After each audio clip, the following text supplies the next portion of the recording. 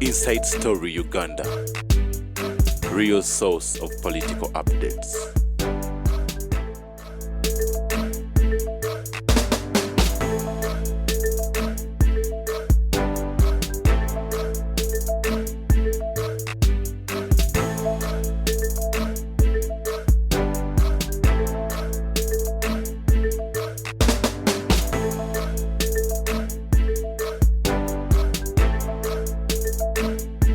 Inside Story Uganda.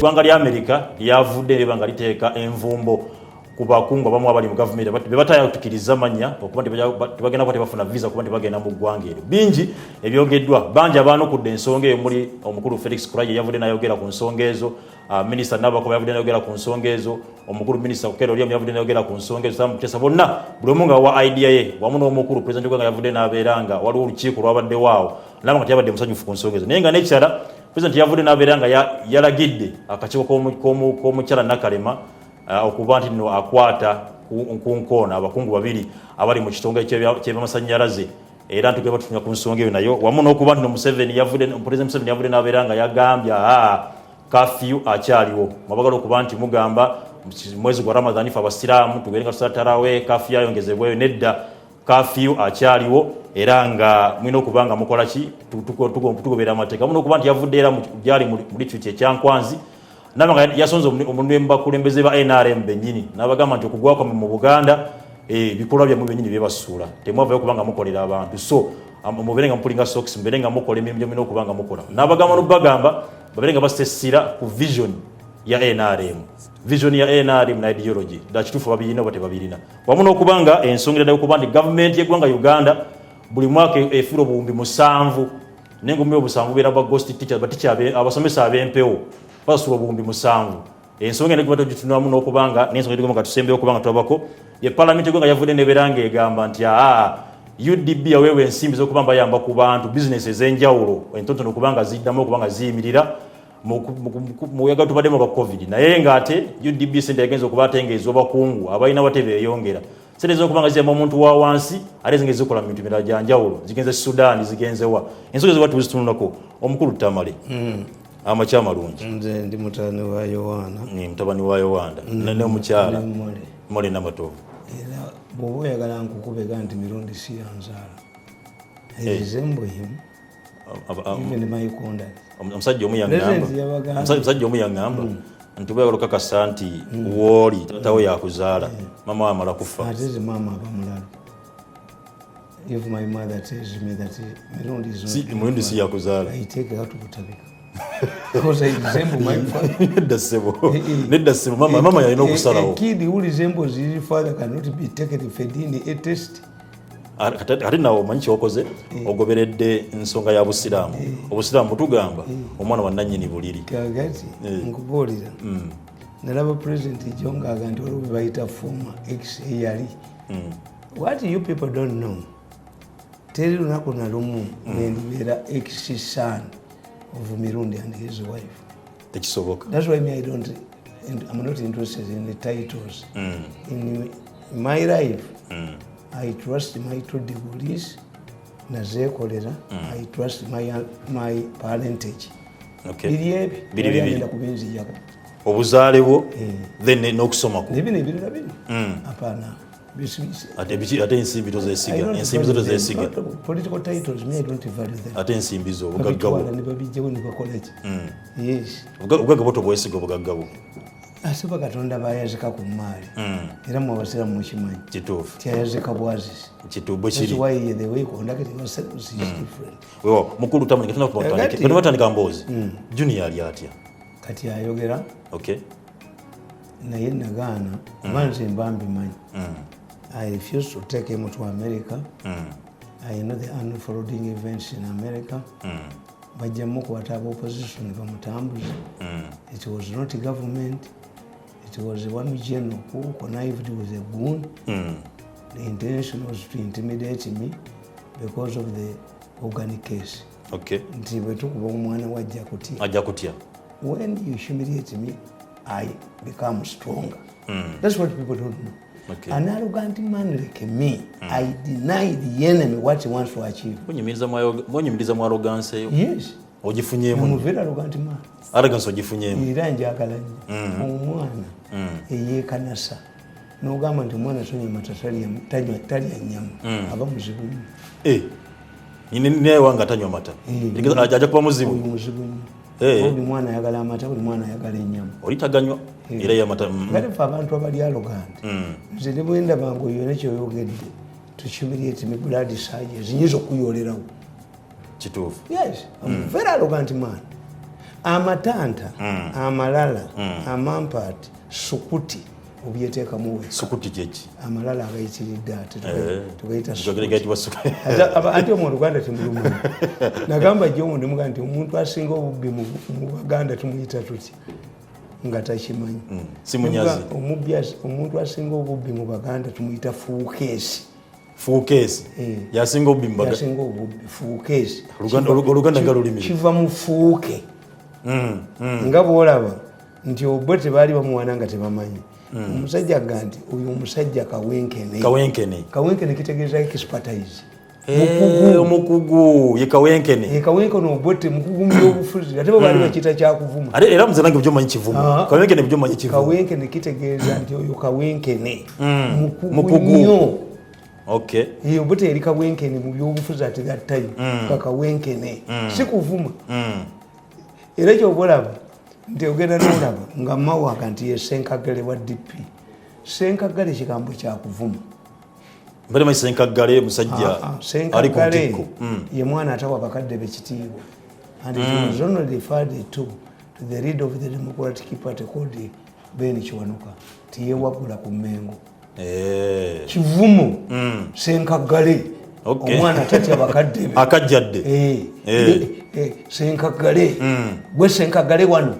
kitawo abakuvuma naye mmawa akyeyita agibalanga tayito era ajenyumirizaamu Oluganda sirumi lwangu mukulu Tamale njatandike n'ensonga y'okuba nti nno gavumenti ya America yavudde neberanga yatadde sanctions ku bakungu abamu abo babali mu gavumenti ngataddeko envimbo ku visa wamu ne famire zaabwe ez'okulusege abaana baba okulusege when I get another chance of working in a government a new government ogyetaaga ndikola mu research ogyetaaga another chance mu gavumenti eno oba enebezeeko erijjawo etali ya Museveni mukwano gwo this one I cannot go back ne muzeita amali like gavumenti ya mukwano gwo president waki togikolera no a woman who divorces a husband shapes the husband for future waves naye bwakuga nti mama gundi bwe yanereegamu teyakomawo takyusa mpisa ze omukazi anobi yatereeza omusajja banyinza okuba kugamba tiwepangira ku mama gundi walaba akomawo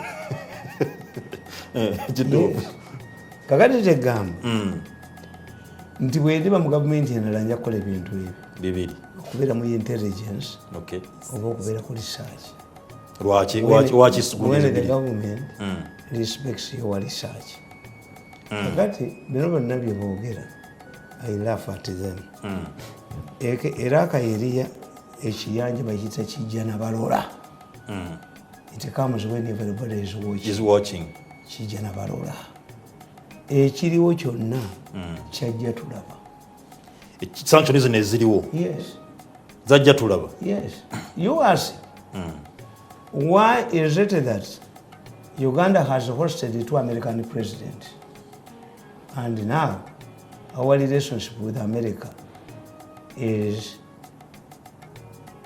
not good.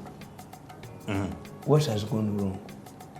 Kubanga tubali tulina enkolagana ennungi president bazo bakyalidde kati obuzibu buva luddewa anti nabagamba nti if you were a researcher you must understand nti at that time in 1989-86 Museveni found dictators Mobutu Sese Seko Kukumwendo wa Zabanga in 1980 Mugabe also came engaging the Europeans because the Europeans Mugabe are signing agreement nga balina more cent at independence agule assets z'abazungu ne Kenya bakikola German and Britain raised £500,000 to enable Kenyan government to pay for these people the settlers.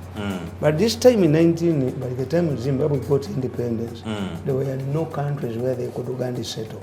So the argument was that why do we pay Mugabe money to compensate citizens? Atibalagewa. It is a citizen. Yes. Kakati Mugabe n'atanga no. We had fought for independence or wetaka. Kakati ate, how will the people know the independence tujifunye ngati we are still settlers. Yeah. And batamuwa said. Kenyatta yagamba yali mu Catholic. Nagati when the missionaries came, they told us to close our eyes and pray. By the time we woke up, they had grabbed our land. Kanu developed from Kikuyu Association. The Kikuyus organized themselves to fight for their land. Eventually, it became Kanu, a national outfit land. Kakati walina okutegeera the president weyajjira. In fact, the president weyagenda OAU for the first time. Museveni raised these 3 fundamental issues, which people have forgotten. He said, we must revisit the question of sovereignty interfering in other countries' affairs. Yep. Because if Nyerere did not help Ugandans, I mean, would have killed us all. Statement yemwe gyeyogedde era omukulu Samutesa gye yakozesezza n'abakungu abamu wa gavumenti nga bagamba nti America eri mu eyingira ensonga z'eggwanga eryetongedde. Statement Museveni gye yagwesa yennyini. Okuva otya senga we yaleeta mukazi wo mu bufumbo. How relevant is it? Senga yeeta omukyala mu bufumbo. They have their values. If you don't want, don't take their money, don't quarrel with them. Notalo oli kubya kuba nti no. Bo balina values zaabwe. Yeah. Do you deviate from their values? Then nga mwawukana. You have been dealing with these people. Yes. It is a marriage. We sit down and say, what has caused this problem? Kakati tumya muteringeyo nti ekyokubiri Museveni kye yayogera, people must have democracy. Abantu balina okulonda free and fair regular elections. Nga byayogera mu Africa tibiriimu. Yeah. Museveni said elections must be observed. Mzee Tamale. Akalwa kakogwa. Sanctions okujja.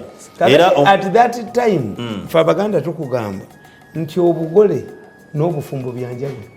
Abaganda bagase busiru bwa kagole kaddira obuganzi ne kabuyita obufumbo. Okay.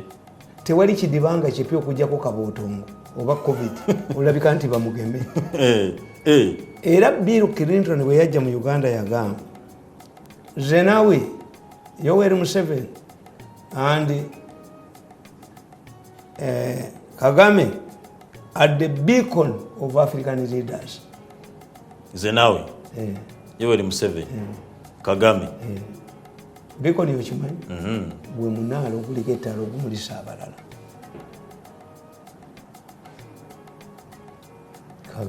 Kagame, Zenawi, Museveni. Gwe munaalo mu Africa. Reagan teyajja wano naye yatusindikira ddota we. When the president visited America for the first time, he told Reagan that I know your excellency, you are tired of beggars. I want to read. That's why Museveni initiated AGO. Other countries benefited from AGO. Faba bibaji. Niwo ogenda we yali kati. Nenna kwe kukwata. Nenna kwe kukwata. Kakati, what has gone wrong? What has gone wrong is that tuchita political inertia. When a system remains in power for a long time, it develops political inertia, gaga, unless it is capable of cleaning itself. System eriko regime eriwo egaze. System yonna bw'erwa mu buyinza, it develops political inertia. Tuchita political inertia. Yeah. It must have the capacity. Nga bw'olaba traditional churches bezaagwa, abalokole bajja revival churches ne batwala abantu. They came with a different namu. Abatabuliki bajja ne babeera popular ne bavumirira ki until nabuli bali exposed. But the tabuliks abantu babalabanga abazze okulwanyisa obubbi obuli mu Busiraamu. ilo nebawamba emiziki na bichebi. Yes. Kakati, when you develop a political inertia, that's one. Two, the emergency of a subterfuge in a government which controls the media, parliament, and the judiciary. Okay. Mu government mwamera mu ekitambo kadoma yamera mu kiswa nga teboogerwako. Era nze banneereegamu okunkuba kuba bali bamanyi nti organic trading njimanyi mbakubye mbamazeewo. Yesterday I laughed. I was on my machines watching Franka Tumwebas talking with somebody. Why don't you prevail over this man? Because I'm not going to get to be included in the parliament if he continues attacking me. He went to somebody in the morning. I was watching him on my machine. In the parliament or cabinet? We were talking in the cabinet. I said, why do you mind about your job if you didn't mind about mine? So, or you could teach for that? Why? Professor told them in 2014, till you have embarrassed, humiliated that man. Nimugende wa Museveni mu ajabba kuba. Professor yabagamba mu 2014 agenda bakuba abamarewo. Kala kitayenji manyi. One professor is a professor of psychology. Yeah. Yabagamba uyu musajja kala kitayenji manyi tasonyiwa. Such people tebasonyiwa. Why? Bagala integrity yabo tebagala se. Tebagala se. Ziti patent omutwe. Mpomulimo patent omutwe. Nati usibo bagamba bakucompensating. Atika topota ya decent. Compensation at bribe. What are we buying? You carry again to Kinalaba when Narisonga to the one when Nakalema to the one. What are we buying? Yes, you failed, but now the organic case has costed you so far $18 million, and we are remaining with a balance of $12 million. Instead of paying me at that time,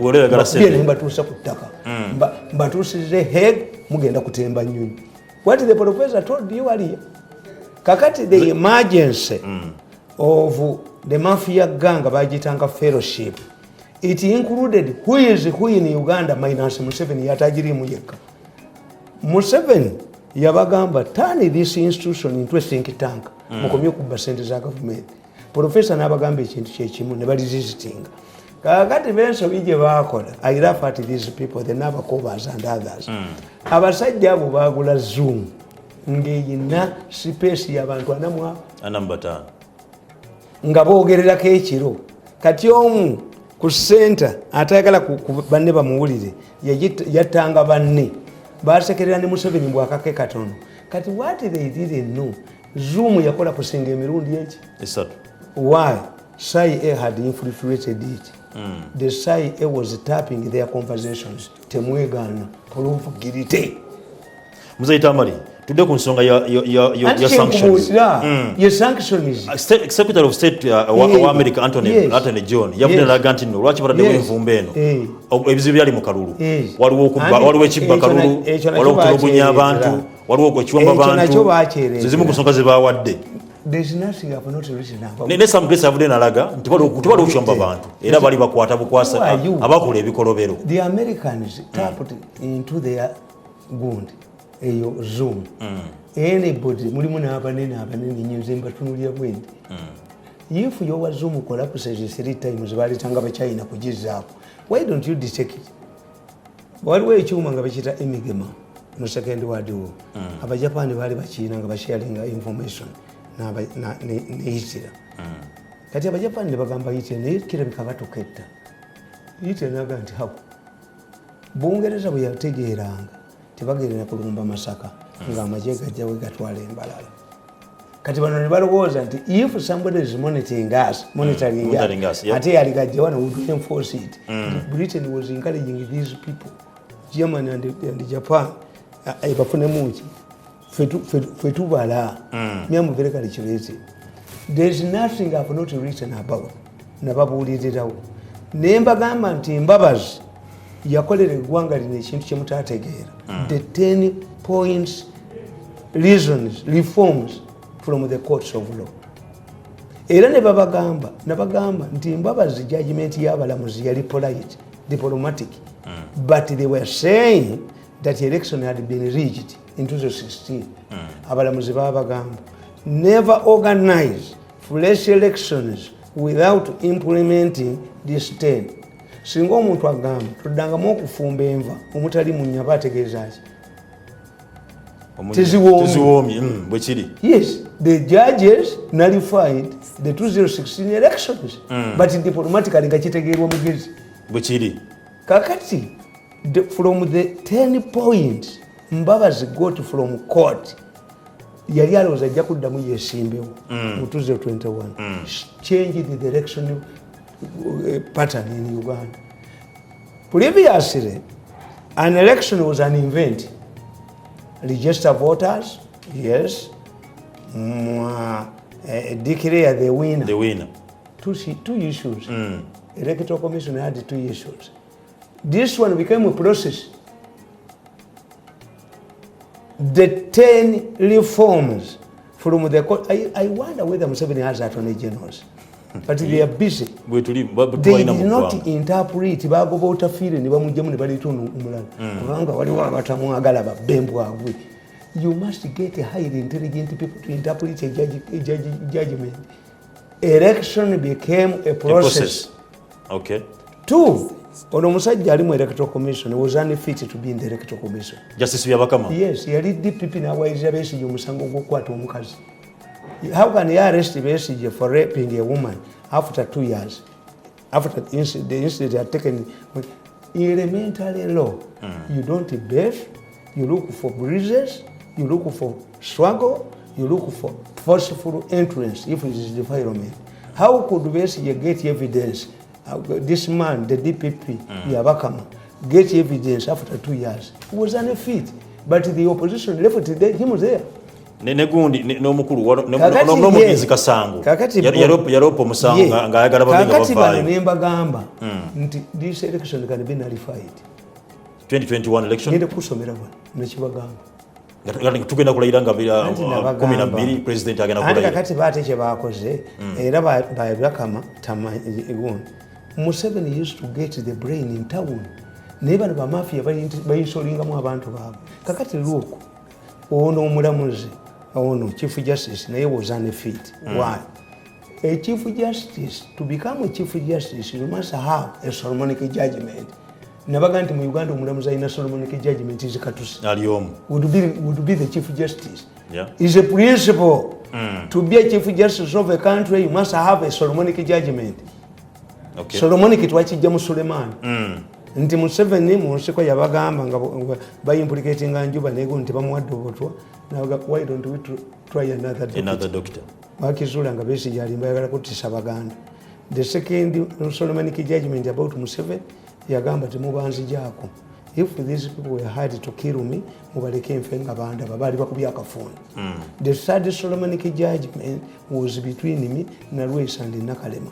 And in train of push move ajja kulya kasasi yagamba Mr. Mirundi obukolwa obumanyi wanza obukolwa mbumanyi sebo fa Abaganda tubiyita abutululu naye omanyi nti bwe weeteeka ku musoto omunene gugulya kunze bujja kusesa nanti obukolwa bukulidde si ye kuba napuruvinga beyond reasonable doubt nti teepu non-stop for 2 hours temuli mudalita temuli ng'entwe nekikoze kasajja gwe nja kulisa kasasi muzeta tukomewo ku nsonga eno nti election became a process.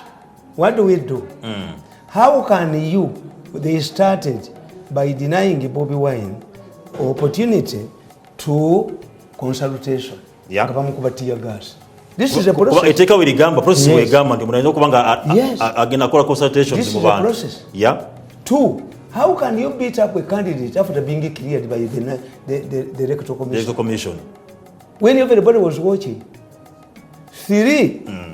Nemba gamba nti omulamuzi oyo Byabakama ye mugezi wadde yali talina kubanga omuntu omugezi abeeranga ssaawa ebannamu emirundi ebiri we yafiiridde n'obudde bwayo kakati as a judge yalina bye yalabanga used to condemn. Naye mbagamba nti omulamuzi ono akoze ensobi. You wouldn't have nominated omusajja azze barefooted Amuriat Oboy. Naye mbagamba nti Museveni baamugamba nti bakutte Professor Newton Ojoko ng'alinera kwenda n'adduka Museveni yabagamba mumutwale mu saloon bamusaleko enviiri mumugulire ne suit to appear before the press conference. Museveni does not humiliate his enemies. Okay. It did not dawn on this man, the chairman of the Electoral Commission. How can you nominate a barefooted man? Obane amwira tobo yakozesanga tactic. Yanti yaliganye. Get his shoes. Okay. Yes. Naye omusajja n'agenda mu campaign ng'agenda talina ngatto. Ebyo byonna campaign zonna nabwatu babikola babiraba. Naye mbagamba nti Museveni has adhered to the rules. I was supposed to address rallies. Ndoze ne bakizula oluvannyuma ababbi ne baga mbonze ngende mukolere yakwata ssente mbuza publicity. Nali nja but benyo nkwasa omutwe. Nze kolere gwe ndi mpaka so. Why didn't you give me a budget? Kakati ndowooza nti president yakitegeera nti under the law an advisor ayinza okubanga a civil servant asobola okunalifyinga akalulu. Museveni adhered to 200 people. Yeah.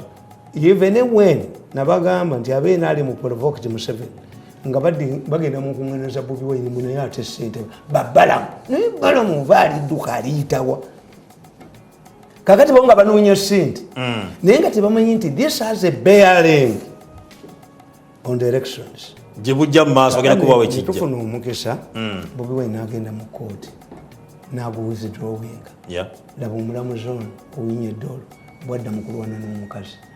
Omulamuzi munne. Yes. Omukazi bamukozesa interview n'abawangula. Ekyo wakyogera wano. Mu New Vision ne batuteyo candidate omu n'agwa ebigezo. Kati why do you subject somebody agenda eri nga bamanyi nti oyo yagwa ebigezo 00300? Why do you subject it to these judges nga ate omanyi togenda muwa? Ate bwasinga banne negundi yabasinga mukyala Bagemere yafuna 75 waliwo omulamuzi yafuna 45 mumanyi zitasinzira wali atudde ne wigize yagwa ebigezo. Kakati ekyo mawe yaga nti garbage in garbage out. Kakati the process of determining the victor ended up in this alley. Why wouldn't Owinye Dolo allow this woman out of 9 with a varying gundi, a contradicting judgment? Owinye Dolo wa statement n'alaga nti no okusoma judgment yeyo bali balina ogiyitamu bonna nga ttiimu omukyala yagigaanira okugiba okugiyitamu ate bo nga bamuweeza abo. 2011 waliwo omulamuzi yali aga nti akaluba kasazeemu banne ne bagaana one of state tebamwogera. But you cannot subject me to an interview. Nenkuba Owinye Dolo nongambe mbera mzee Tamale tuyambe kubanga okubuulira etteeka ligamba litya sobola etteeka ligamba ki? In absence of a verdict from courts of law we surrendered ourselves to the foreigners. Owinye Dolo kakati judgment eriwa. The court solution was blocked by a machiarism of Owinye Dolo who ended up quarreling with Kisachi, one person. Nze omuntu nemuleka agisome statement yeregeza nti singa Owinye Dolo yaleka chief justice munne n'asoma judgment tetwandigeze abazungu tebandize final court kubanga nze nkugambye nti tugenze mu DNA omukazi n'agamba nti omwana si wa Mirundi. Why do you release the results? Bobi Wine teyagenda mu court nabagamba nti Bobi Wine tayagala court ruling. Why? Tujja kumugamba twakuwangula ne court ne pronouncing itself. Bobi Wine yagamba nti mbamulisa tebategere kiboogera. Bwe tuba tusoma intelligence batugamba owulizanga nnyo siranga lwe luyaye okumulisa kyeki. He is not interested in a solution. Nene motoka ye is not an underpart. Oti amadikalia n'ogivuga n'ogyogera. He wanted to kumulisa Uganda Revenue Authority. But who will deal with you in the future? Bobi Wine is also committed a political brand. Who will, if you expose those who are will help you in the future? Naye waba yekubi. Niba nabantu bano bonna bakozesa short-term strategies. Ntinze, however much I was humiliated in the State House, I don't abuse the president because I was around. Have maintained stronger allies. Nimuba mafia mwenyini. Tumukunde yabaga temumutta. If this man helps us, never told babiri banzite. Omuna agamba munne, you can kill the flesh but not the idea. Nayogera nanga abana njikubete kugwa abantu bakube bakutte mulenzi gwe. Mzee Tamale kakati nkugamba you see how I wrote. Yeah. This book nakawandikadde. Bintu byammwe kijja nabalola muleme kutwepankirako. Kano nakawandikadde. Okawandika Thursday 10th December 2020 essaawa 8:30. Ku Thursday. Yeah. Nakugamba. Bobby takes advantage of government blunders. With the assistance of the mafia, who are his mentors, Bobby Wine was created by the mafia gang. They wanted to create Bobby was not created. A rival party. Bobby, you cannot create someone. MPs whom Museveni does not control. You cannot create a person. I'm telling you. No. Bobby avoided danga famous. Eranga abantu bamwagala. Music created Bobby Wine. Of government mistakes. Even Chameleon was consulted. Baby Cool was consulted. I told you that Baby Cool came to me for consultation 2 times. He told me people want to use me. His brother, Chairman Nyanzi, came to me asking me whether he could go to the president and inform him we are frustrated. Statement is proving. For example, as Bobi Wine denied that we did not meet for 2 times or 3 times. Yes, never. Asking as Nyanzi denied that he did not come to me seeking assistance to link him to Museveni. Never chibanga izongo za mzali private reka tuwachozeta mawuli. Chikubuulira nti Bobi Wine yabeewagulako olunaku Amsterdam lwe yamubba. Amsterdam is a recruiting office of CIA. Nga bwe bakola zoom na bano bamubabbako Bobi Wine bamubabbako. Statement yene ekakasa ebigambo kuraje beyogedde. Some elements zimu mu bazungu bali bagala gimu kye. Yes, Buganda Bobi Wine yabbi. For example, although the government has a good case for not holding mass rallies during the campaigns, the population does not know this. With no clear explanation, Ugandans, including key players like religious leaders, think that Museveni does not want Bobi Wine to address his supporters. This is because the Electoral Commission has not published the electoral laws and the Health Act that was invoked in the face of COVID-19 pandemic. This new law was debated and passed by Parliament, and Museveni does not sit in the Parliament. The mafia gang, which is fronting Bobi Wine and which controls the media, knows this law very well, that publishing it would exonerate Museveni. This is a problem. The electoral law, existing electoral law, was merged with the Health Act to get a new law. A new law that forbade public rallies. None of the key players, Museveni's team and the Electoral Commission, did not explain this. Nti etteeka eririwo Parliament yalikola n'emerging an existing electoral law with the Health Act, getting out a new law that curtailed campaign freedom in the face of the COVID pandemic. Kati abantu basigala balowooza, did Museveni violate throughout this rule? Balabako Museveni ng'akubalala? No. Ekitegeeza abantu ba Museveni bakumi ate kati bakyonoonye balina akagulupu ke bataddewo Frank tumwebaze era baliri mu ssente njakka betenta. Museveni is communicators. Kubanga kye bakola tibannabusaayi abamanyi baleeta baddumbu balye ssente. Baleeta ssente ne balira. Can I sit with the Minister of More Information? Can I sit with Ogwang? Can I sit with the Domba more senior? Sigendayo.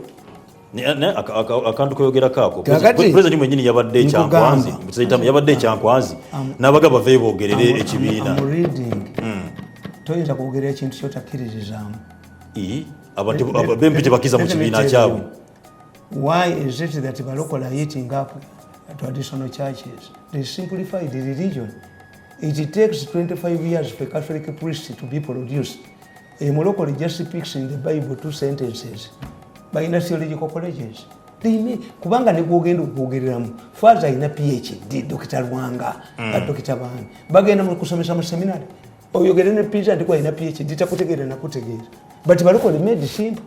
Kakati okwogerera NRM is not easy. Toyinza kukugamba ti omwogezi we NRM ng'ofuna opundu tatula mu cabinet. Ate kokasi NRM ate ina omwogezi waayo. How can I quote within a quote? I told these people that any person who speaks on behalf of government must take an oath of secrecy and enter cabinet. Okay. Ayogere ebintu abijja kusoza ngabimanyi. Naye bwe batuuka mu movement caucus sekikuba agenda n'essimu ng'eriko emitwalo aga boogera erinkinga ku monitor. Kakati bagenda okuvamba kubira ofuna essimu akimanyi nze Museveni yereputi me I would remain in all meetings natulanga ku back bench andabe. Yes, andaba ngobemu. In many cases that's why I was effective. Nayogera ngo authoritatively. Okay. Ngebintu nabibaddemu. Ngobukyogero okimanyi. Naye how can you speak on behalf of the party if you don't attend party organ? Nebaleeta bali omunsi, nebaleeta baddombo, nebaleeta are they experts? I just go. Kakati nkugamba. That created a problem for Museveni and for government. Okay. People didn't know. They saw it as a persecution against Bobi Wine. But the law, Museveni did not violate the law. Okay. Museveni strictly adhered to the law. Mzee Tamale ngenda kusaba police wanga footage wanene ngatwa Museveni campaigns ngara naira abantu bakunganyiza aguyagula obutale mu campaign yakola okugulawo obutale kirala because you have two people. You have Museveni a president and the candidate Museveni. Nile era bikola mu campaign atera n'ekyo curiosity y'abantu tibagulawo akatale kayina abantu bameka. But Museveni addressed people in the tent. In spite of provocation, babalamu waliwo bensasi nangono mukazi namubona waliwo nomukazi akuba abantu muwino kati akadde version kawandise nga bwawandika bulijjo obubbi. Did this woman, has this woman and to win, because me I know 2 ministers who are benefiting from this win Kavuyo. One who gets 1 million per another 1.5 million, and I've recorded them. Are you sure? I will deliver the recording to the president. Are you sure? Oyo omukazi akuba abaganda abasamba akola ki njekiddamu Uganda riots. That woman is dangerous. The president must prevail over this night kulabako. Nemukyalo yamanyi agajjawa. Kakati nkugamba. This is how the mafias operate. Okay. Ensonga tebaginnyonnyola. Kubanga abaloya balekamu kibayita lakuna to benefit both sides. Kakati Museveni ekintu kye tebakinnyonnyola. Bakirekamu nga nabo bakikola ki? Nje yanga akuba enkungana mbune Museveni naye abawe ssente bakube tewalaba abayuza t-shirt ejinja. Yeah. Nebazocha n'okuzoota. Bonga tebamanyi nti Museveni knows he will win. Era nabaga Museveni will win. Why? He has adhered amanyi nullification. Nabaga Museveni mu mateeka ayina mukoddomi we kwa respecting Kalugire. Is a handler. Kalugire is a handler. Amubuulye sato nejo onvanga omusuubuzi. Nkugamba. This is how the mafias operate as long as you don't interfere with their money and defend them. You were a patriot and comrade. They have the hunter and hunting dog relationship. When it comes to money, the hunting dog must be ejected and replaced with a trusted comrade from the mafia camp. This is the arrangement between Bobi Wine and his mafia sponsors. The mafia failed to understand that anybody who qualifies to stand as a presidential candidate is a potential president. If Bobby was unfit, then why was he registered in the first place? Why did you register Muyayi?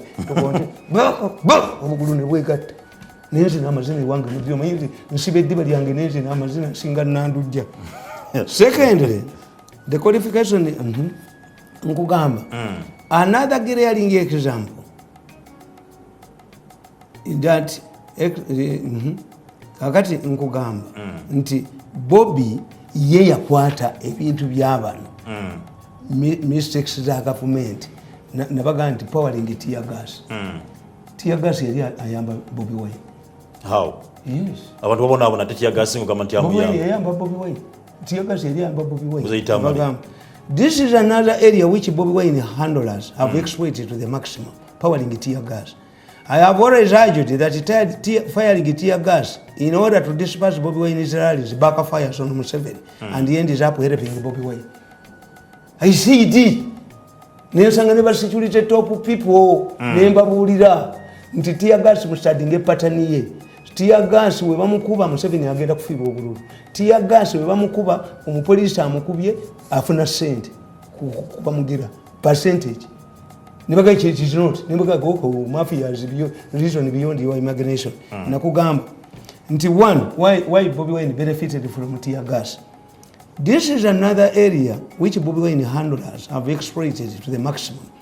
I have always argued that firing tear gas in order to disperse Bobby Wine's rallies backfires on Museveni and ends up helping Bobby Wine. Number one, the population is not aware that Bobby Wine violates the electoral laws. This is because the public is not aware of the law. Lwachi yabamukuba tear gas? Yes, he is violating the law. Lwachi Museveni mumwete okuba mu tear gas? He adheres to the law. Kakati kiri ekyobutajjabakwatirayo obadde yogera ku basajja nga babbalamu no babbe ku lwakuba enkuŋŋaana andi nkubuulira ne bo nga tebatyegase tebamulyako tebamanyi waludde the court mbala mwatambula talina visa talinaaki bajja muyolera mugwanga mwali atambula wacha mutekateka mukwata langa kikoko gano kaguni akakuba abantu abakuba omwana nabaga nti ebifaananyi by'omwana nga tebifulumye mu mawulire gonna but they in the house. Mzee Tamale abantu bonna bali bakola campaign kwa Museveni bena kwati wabebweru tebena kwati mateeka ga wano. Number 2, as Museveni strictly observes the law by addressing it to 200 delegates, his party candidates violate it in full glare of the media cameras. Nakugamba, this means that Museveni's government and the Electoral Commission are put in an awkward position. This works in Bobby Wine's favor. The mafia elements in politics fire tear gas in front of cameras as rallies, on the other hand, continue. Yes, nachiba warning. Njije mukusongeza bizadde kati. Bala mubaye so much. Ne wetaga mu nacho intellect. Nga bali ya sente organizing ngo obubbi obusuma n'obujoza obusuma basumani bajoga ngati bamanyi. We told them ndisirwa kutula mu group eyi ne bumpita ngogaba billion 10 buli naku. I cannot attend a meeting with those people. I'm a senior man. Nkugamba, you can't tell an ordinary Ugandan or the world that NRM leaders are not violating the law without the consent of the president. Therefore, government cannot defend itself that such incidents are the work of mafia in the government. True. Yes. Nganaka lutikana kola. Tikana bakubeerawo. Mbagamba ki?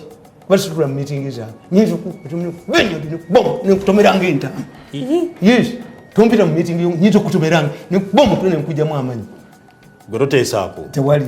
Me, I don't have reconciliation and forgiveness are never part of my vocabulary. I laughed, I danced in my sitting room when I saw Frank at Mwevans talking to somebody he knows that can talk to me. Why don't you prevail over this man? Because I'm not likely to be in a cabinet. In a cabinet. Why did you think about it? When you were switching off my program? Minister. Number 3. A critical look at the police reveals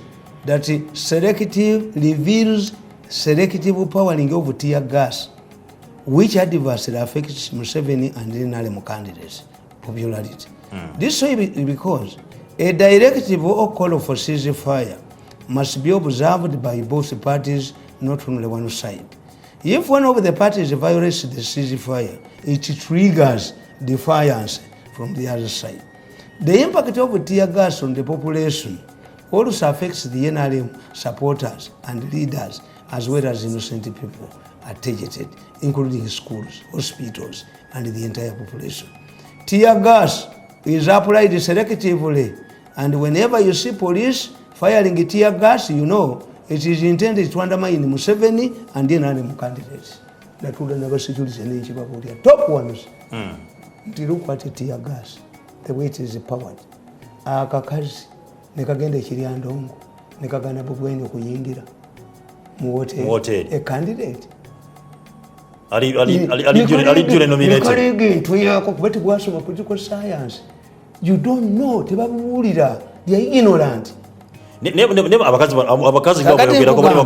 bali bakola kondazizani nkugamba I have repeatedly submitted that Bobby Wine is the making of one of the factions of the mafia outfit. Bobby was assigned to canvass support for the mafia finance MPs and LC5 chairpersons.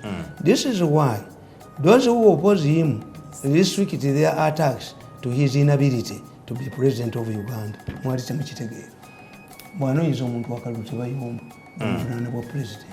He is unfit to be a president, but qualifications for the president are the same as they apply. Kwa muti mbitegeera nakugamba nti kakati kankubuulira. Bobi Wine went to look at the first time. The police dispersed his rally with the tear gas. And Mbayo's son died mysteriously. Why did Bobi Wine go back to look? Was it in his earlier program? No. It was intended to save Mbayo. Era bwe yagenda yo tebamukuba tear gas. Bwekiri. Kakati njagala ombuulire. Police, let the police commander in that area tell me which conditions which Bobi Wine had changed from his okubanga addayo ne batamukuba tear gas. Kyovula bankugamba nti mu gavumenti endala ndikola mu intelligence na mu research. Mzee Tamale, sanctions zino zirekawo eggwanga Uganda. Anti nkubuulira nti what do we do kijja na balola. You see, you have committed 4 serious offenses. One, how do you expect international community to react if 32 Ugandans in Serena are being tried for extracting, harvesting human organs by the International Criminal Court? Bakoze bubi eggwanga lino Museveni bamukoze bubi. Bagenda yombo atukuba njaba bane proceedings zonna nzirina mu Serena. Zonna nzirina because you are shaming us. Okay. How can you at the same time nga muyina bino byonna you also have an organic case. One of the suspects is a Rwandese, 2 Chinese, a Kenyan. So how did these foreigners find their way into Uganda? It means Baba was sent. What are we buying? Mbakubye omusajja yabagamba mu 2014 that man is dangerous. You cannot kill me. Moto kanjifuula ne yefuula. Mzee Tamale, in spite of these mistakes, glaring mistakes, you have an organic case. Tuongera kibi ku kibi.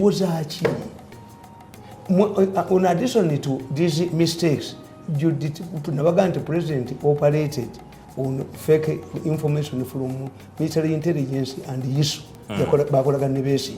But there is a plan B. But you said, Museveni abazukulu bange bagala okukya ekibuga nti temubakuba tubafune centers mwe tubeera tubasomese kubanga balagire tubawine sente bagende bakole babakula mu njala babakuba miko babakolaje tumwine arrogantly parliament neyo kuyita ku safe houses n'ogaana kuba walwana ensi yo.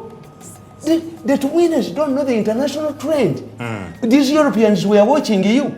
True. How can somebody, a minister, defy parliament? Kusafe houses. Andi munayi balwana. Ate mwalwana anti kati babasibye. Twagala ono Jeno alagire president wa America. Yes, Jeno. Biden si Jeno. Twagala tumwine Jeno alagire president wa America. Kisoboka. Mzee Tamale. Bobi Wine yavudde na welcoming sanctions zino kubantiza ze. Kijana balola. Njaru gate ensonga zino. Bobi Wine welcoming sanctions zino kubantiza ze. Yajja omusango mu kkooti nga bagayala kulabisa. Era yagamba kino sanctions zaze yagamba omusanyufu. Bobi Wine nkugambye. Bobi Wine is an agent of the Americans. Kubanga nabawandikira akatabo mu 2017 nti Bobi Wine can spark of a revolution. Nembagamba Bobi Wine had advantages. Satu. One, the mafias want to use Bobi Wine to get money. Bakusasha never forget fili batunulira ngembwa nga beyambisa Bobi Wine nembabuuza nti Bobi Wine alina structure. No, tayina. Kusasira akola yoki. Enkoko gikulako ebyo nesigala nga ekoko limira omulwadde. Tekisoboka. They are spending money where babala mu bebagende wa Museveni. Fenka tubatunulire bwe tuti banze sifambulinga. Kakati nembagamba ekyokubiri nti ane bibuga bwekiri Bobi Wine wawa wa mu kibuga definitely nembagamba ekyokusatu nti Bobi Wine fits in people who are now being recruited by America to flash out the Chinese influence. They are very simple. Yes. Number one, Uhuru Kenyatta was dismissed as an office. Ngabamukuba with reddish eyes in Asula Mumwingi. Hasn't he ruled Kenya? He has ruled. Yes. Nemba gamba Modi owa India. Musajja Muhindu yawera ne nembogo jiri ojita mu India. Bayine buffalo badge gundi butchers. Naga sawula ante nambogo. Wangambako waneno. Wait. Battira omukazi omuhindu omwala omuhindu ne bamulepinga ku train. Omusajja oyo n'akwata abahindu ne batta abasiraamu 10,000. She was blacklisted mu America bungi yakuba Congress party. This is a tape. Okay. Nembaga gende Sudan. Omwana yakubye government ya Sudan ni musisi wa chapa. Musisi wa chapa tiwe kiri. Yes. Nembaga nti Bobi Wine is dangerous. Wangambako waneno nti Bobi Wine wabaina kyagenda kutumbala kyagenda kubanga zaako. Okujja omusango mu kooti. Naganda agenda mu kooti y'abantu. Ikooti y'abantu yene South ekola eya America. Bano tebaabala. Bobi Wine yali abamulisa. What would have died? I told you. They have examples. One. Nabaga nti waliwo omusango mu kinaana. Ogwa Yusufu Lule ne Dr. Kayira nga bawabira gavumenti okujjako Lule. Kirunda, luwuliza Kirunda naga nti Chief Justice akuveemu Samuel Wambuzi kuba Lule yamulonda. Baatula mu kooti ne bawuliza ensonga ze. Kooti yagenda mu DCS neyekomawo ne balubulinga nti ajja kuvaamu. Why? A judge is a judge. Don't mix politics here. Two, does not have a veto. He's not alone. Yakulemeramu. Nemba gamba nti oyo Kiberiyo Balishaki ne Vice President Sekandi bali ku kakiko ka Human Rights Commission. Chairman wako nga bamuyita order kati is a rate. Ne baleeta obujulizi nti yawa bazira bail kuki nga tapesinga mad. Yava kakiiko ako temporarily ne balonde temporary chairman Kiduma Kubuya. Ne yennyonnyolako ti a judge cannot alternate for stupid good state attorney. This man was facing two charges, a murder charge which is not bailable and a bailable charge of corruption. But state attorney kufairo bandisirachi bailable charge ne mulirishing kakati lwaki state attorney yambulira ti although this man is facing a bailable charge ate ayina ye nani bailable charge naye ono owinye ddolo lwamugambako n'abuguma. Wow.